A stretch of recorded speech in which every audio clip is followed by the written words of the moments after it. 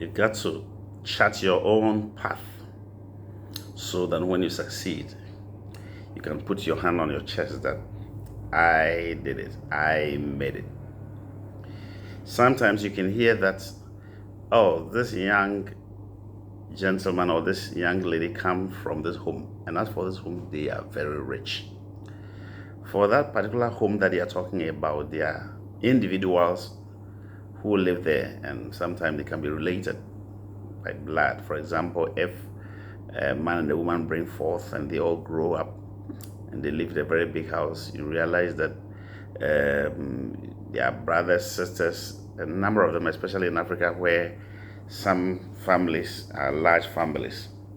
So maybe if you are a nephew or a niece or a son or a daughter, sometimes your classmates will be telling you that, oh, as for your house, it's a rich home or it's a rich house. Everybody in the house is rich.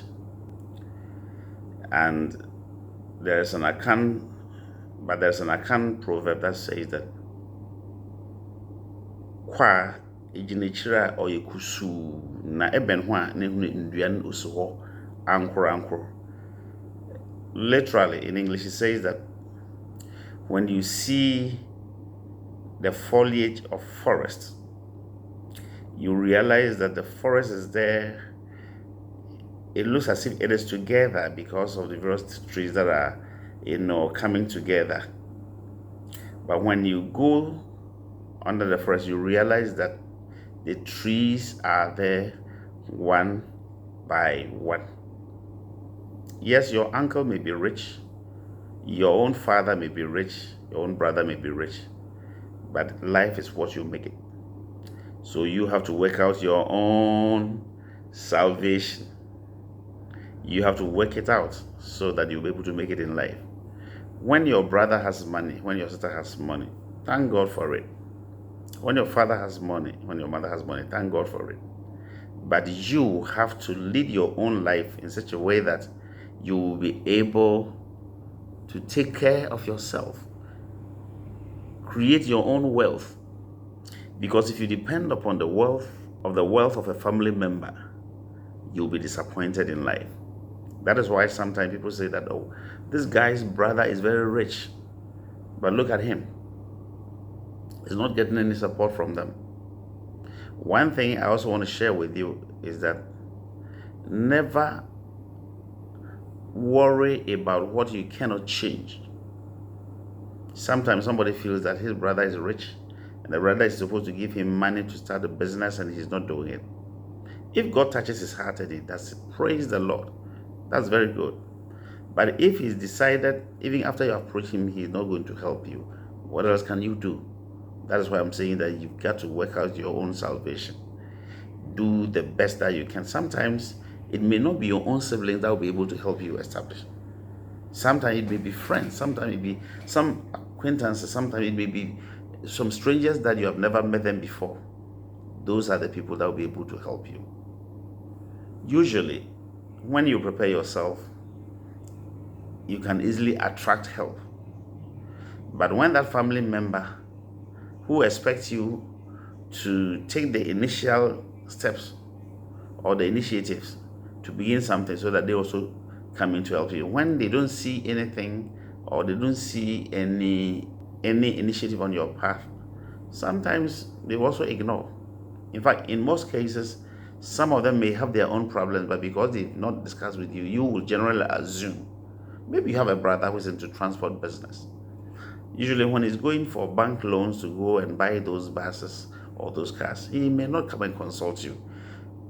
But by the time you realize he has established himself, having fleet of cars and seemingly doing well, but you may not know the amount of money he or she owes. That is why it is not good for you to assume that a particular family member has money. So automatically or definitely the person has to give me some of the money so that I also be able to start business with.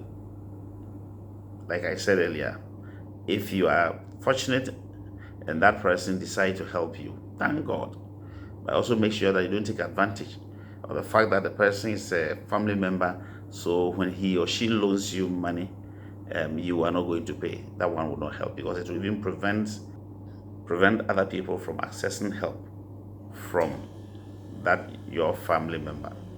So try as much as you can. Many years ago, we were going to write our secondary school final exam, and there was this young guy whose parents in America had promised to come for him. Can you believe that this guy refused to write the secondary school final exam? All because the parents had promised they were coming for him. And after so many years, he never got a visa to travel to meet with his parents in the US. Frustration came in. It led to drunkenness, drugs, and all, and his life became some way. So even where somebody has promised you, don't say that because of this promise, you are leaving everything you are doing to wait for the promise. When opportunity meets preparedness, success usually follows. So prepare yourself, take the initiative so that somebody will be able to help you. I have a friend who was following a particular political party and he was making a lot of noise. Oh, when this party comes to power, I'll be fine. I'll be a big time businessman. I'll be doing this. So I asked him a question. Have you registered your business? And he was quiet. And I asked him again. He says no. And I'm asking you, if you have not registered the business, you've not opened accounts for it, you've not even taken any step to do anything, what shows that if that your party, political party you are following, comes to power, and then the one that you are following becomes a member of parliament or a chief executive or whatever, what shows that that person is going to help you? Usually when you prepare yourself, when you put yourself in readiness, that is why somebody can easily come and help you. But you don't fold your arms and sit down and believe that somebody is coming to help you. You've got to prepare yourself. Don't assume that the family you come from, a lot of people have money, a lot of uncles have money, a lot of brothers and sisters. You've got to fight for your own. If they will help you go to school, take advantage of it. If they will help you establish a business, take advantage of it. Whatever they are willing to help you. But don't fold your arms and say that you are waiting for them.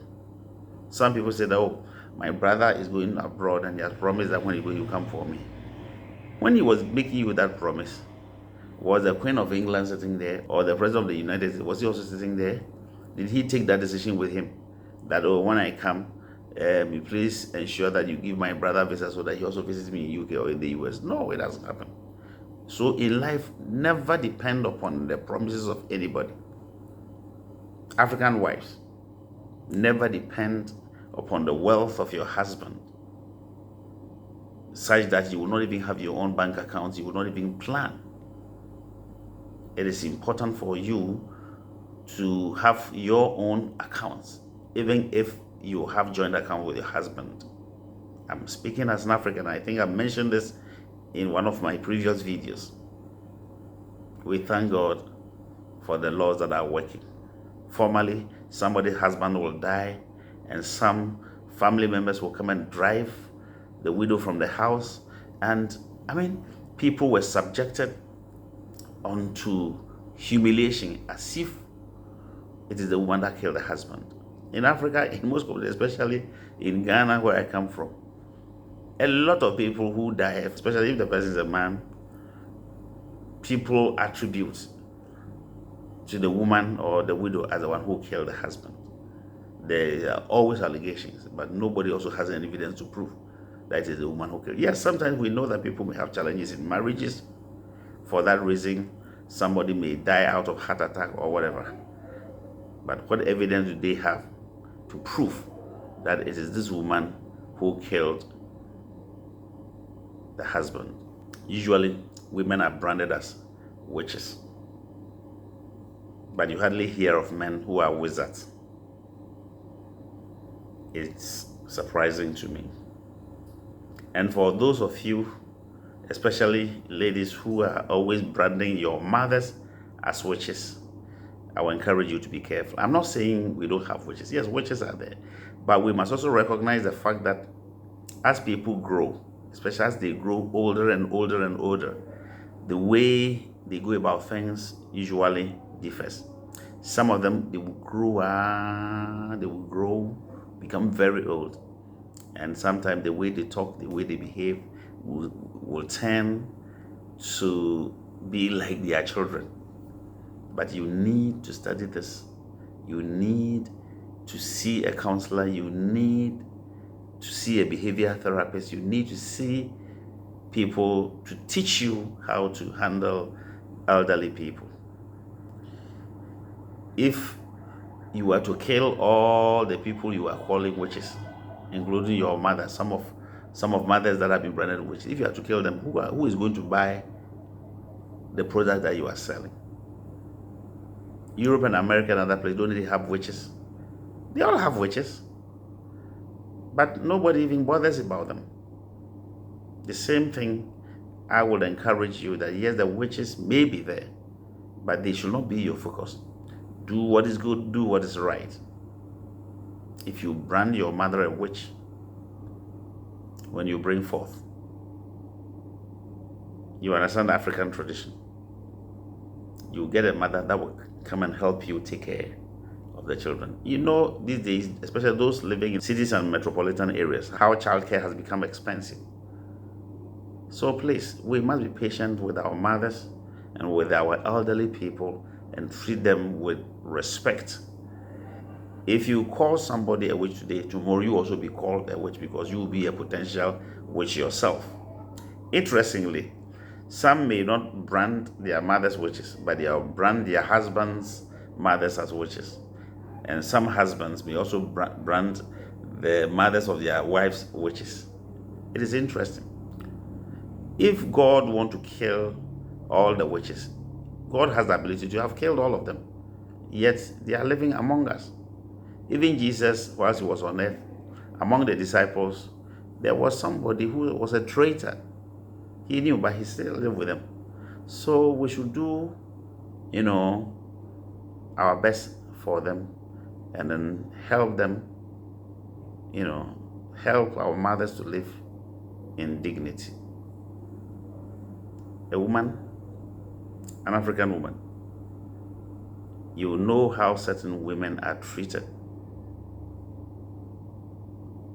And because you know this, be wise before it is too late. African men, you know how some men have died because of the issues they bottled within them and you have not been able to discuss. Unlike women who will be able to share their frustrations easily by venting it out, by talking about it. A lot of men just keep quiet because culturally it is being seen as weakness. If you're a man who cries or a man who complains about what you are going through with your spouse.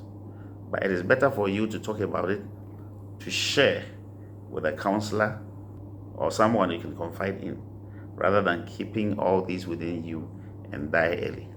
As for dying early, I usually say this as a joke, but it has some level of truth in it, where it is believed that in Africa, there's a general assumption that men will die first for women to inherit them. Whether this is true or not, it's a topic for another day. So, my lady, I am talking to you that be wise. I'm an African. I know how in-laws behave when your husbands are not there. Meet me in the next one. Atso Brandishan is my name. Please subscribe to Prime Testimony channel. Thank you.